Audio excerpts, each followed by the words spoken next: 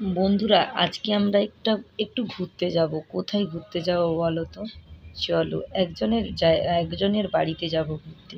তাই যাবার সময় এই ব্লগটা। আর রাস্তাঘাটে এত ভিড় গাইস, এখন প্রায় 10টা 10:30টার মতো বাজে। এইদিকে স্কুল টাইম আর এইদিকে ভিড়। বাপ রে বাপ, কি যে করি! কোনো কিছু করা যাচ্ছে না, ক্যামেরাও ধরতে ঠিক মতন পারছি না, এত প্রচুর পরিমাণে ভিড়।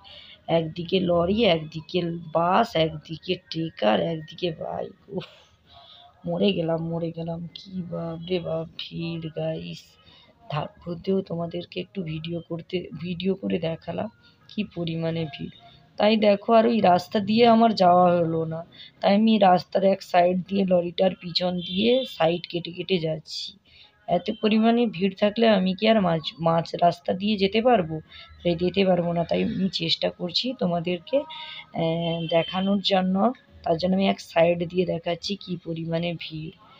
গাইস দেখো, ওইদিকে টোটোওয়ালাটা দাঁড়িয়ে আছে, অনেকগুলো টোটো।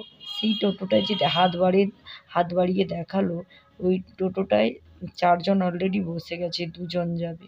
আর আমাদের এইখানে মোট 4জন আছি। আমি আছি, মাসি আছে, আমার ছেলে, 5জন আছি, ছেলে আছে, তারপরে বোন আছে, বোনের বর আছে। তাই চেষ্টা করছি তোমাদেরকে সবটা দেখানোর জন্য। কোথায় যাচ্ছি দেখো, এই যে আমাদের নতুন বউ, নতুন বর।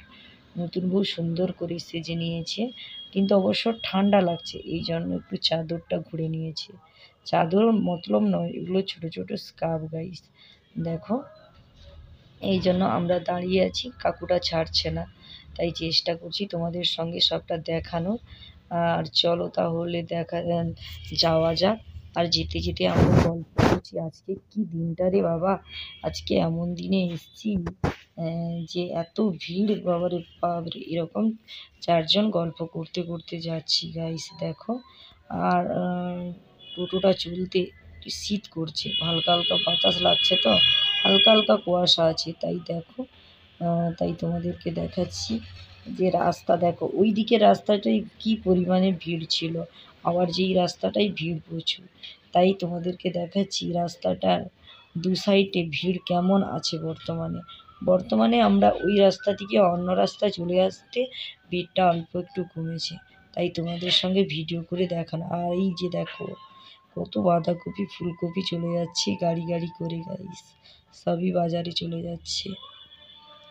চলো তাহলে যাওয়া যাক। কোথায় যাওয়া হচ্ছে, যেতে যেতে গল্প করি।